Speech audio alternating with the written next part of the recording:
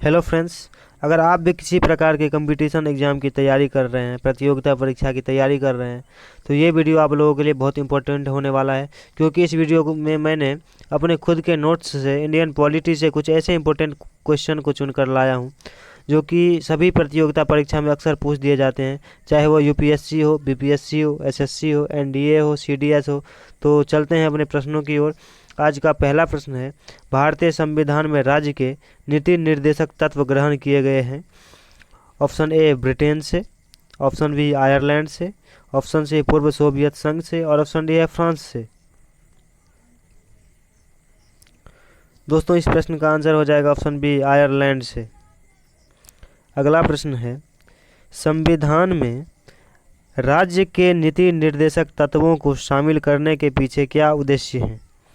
Option A राजनीतिक लोकतंत्र की स्थापना, ऑप्शन बी सामाजिक लोकतंत्र की स्थापना, ऑप्शन सी सामाजिक आर्थिक लोकतंत्र की स्थापना और ऑप्शन डी है गांधीवादी आदर्शों के अनुरूप लोकतंत्र की स्थापना। दोस्तों, इस प्रश्न का आंसर हो जाएगा ऑप्शन सी सामाजिक आर्थिक लोकतंत्र की स्थापना। अगला प्रश्न है, संविधान में कल्याणकारी राज्य का आदेश दिया जाता है। ऑप्शन ए 42वें संशोधन में, ऑप्शन बी प्रस्तावना में, ऑप्शन सी नीति निर्देशक तत्वों में और ऑप्शन डी है मूल अधिकारों में।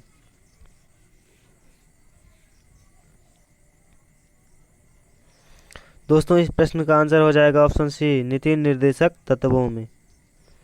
अगला प्रश्न है, नीति निर्देशक तत्वों को कार्यान्वित करने के लिए क्या मूल अधिकारों का हनन हो सकता है। ऑप्शन ए हाँ, ऑप्शन बी कुछ का, ऑप्शन सी नहीं और ऑप्शन डी है विवादग्रस्त है। दोस्तों, इस प्रश्न का आंसर हो जाएगा ऑप्शन बी कुछ मूल अधिकारों का हनन हो सकता है। अगला प्रश्न है, राज्य के नीति निर्देशक सिद्धांतों के में से किस अनुच्छेद का संबंध अंतर्राष्ट्रीय शांति और सुरक्षा के संवर्धन से है। इसका पहला ऑप्शन है अनुच्छेद 48, दूसरा है अनुच्छेद 51, तीसरा है अनुच्छेद 52 और चौथा है अनुच्छेद 54।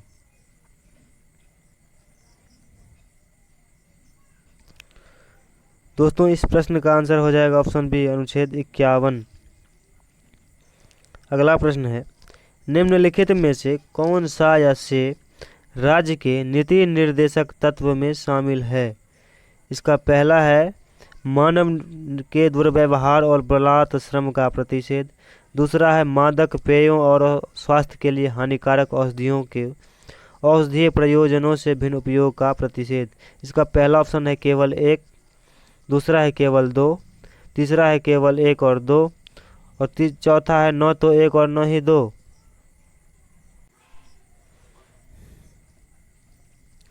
दोस्तों, इस प्रश्न का आंसर हो जाएगा ऑप्शन बी केवल दो, मादक पेयों और स्वास्थ्य के लिए हानिकारक औषधियों के औषधीय प्रयोजनों से भिन्न उपयोग का प्रतिषेध। अगला प्रश्न है, भारत के संविधान में भारत के नागरिकों के मूल कर्तव्यों के रूप में निम्नलिखित में से किसकी गणना नहीं की गई है। इसका पहला ऑप्शन है सार्वजनिक संपत्ति का संरक्षण करना, दूसरा है प्राकृतिक पर्यावरण रक्षण और संवर्धन करना, तीसरा है वैज्ञानिक मनोदशा तथा जांच पड़ताल की भावना का विकास करना, चौथा है अंतर्राष्ट्रीय शांति और सुरक्षा को बढ़ावा देना।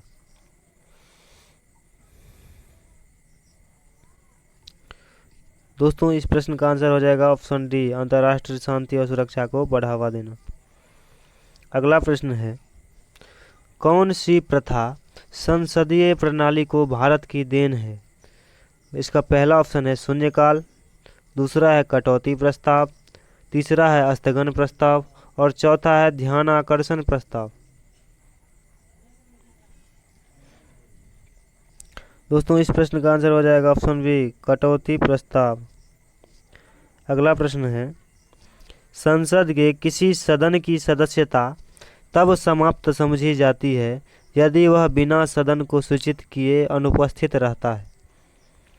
ऑप्शन ए 60 दिन, ऑप्शन बी 90 दिन, ऑप्शन सी 120 दिन और ऑप्शन डी है 150 दिन।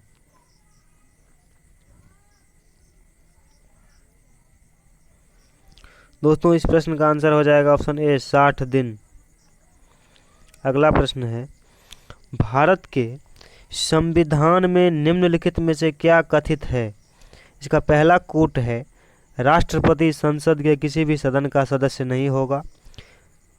दूसरा है, संसद राष्ट्रपति और 2 सदनों से मिलकर बनेगी। इसका पहला ऑप्शन है कोई नहीं, दूसरा है 1 और 2 दोनों, तीसरा है केवल 1 और चौथा है केवल 2। दोस्तों इस प्रश्न का आंसर हो जाएगा ऑप्शन बी केवल 2। अगला प्रश्न है, राष्ट्रपति चुनाव संबंधित मामले किसके पास भेजे जाते हैं? इसका पहला ऑप्शन है चुनाव आयोग, दूसरा है संसद, तीसरा है उच्चतम न्यायालय और चौथा है उपराष्ट्रपति।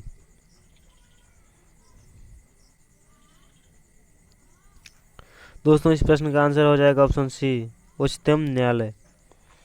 अगला प्रश्न है, संविधान के उल्लंघन के लिए राष्ट्रपति के विरुद्ध अभियोग कार्यवाही किसमें शुरू की जा सकती है? ऑप्शन ए लोकसभा में, ऑप्शन बी राज्यसभा में, ऑप्शन सी संसद के किसी भी सदन में और ऑप्शन डी है महाभियोग द्वारा। दोस्तों इस प्रश्न का आंसर हो जाएगा ऑप्शन सी संसद के किसी भी सदन में। अगला प्रश्न है, निम्नलिखित में से भारत की राष्ट्रपति किसकी नियुक्ति नहीं करता है? ऑप्शन ए उपराष्ट्रपति, ऑप्शन बी प्रधानमंत्री, ऑप्शन सी राज्यपाल और ऑप्शन डी है मुख्य निर्वाचन आयुक्त। दोस्तों इस प्रश्न का आंसर हो जाएगा ऑप्शन ए उपराष्ट्रपति। अगला प्रश्न है, भारत के राष्ट्रपति ने जिस एकमात्र मामले में वीटो शक्ति का प्रयोग किया था वह था option A Hindu code bill, option B PEPSU विनियोग विधेयक, ऑप्शन सी भारतीय डाकघर अधिनियम और ऑप्शन डी है दहेज प्रतिषेधक विधेयक।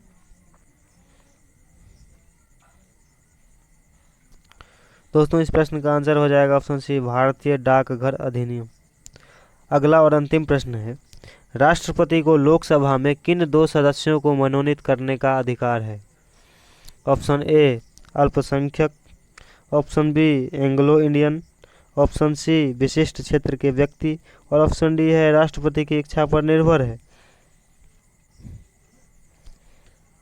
दोस्तों इस प्रश्न का आंसर हो जाएगा ऑप्शन बी एंग्लो इंडियन।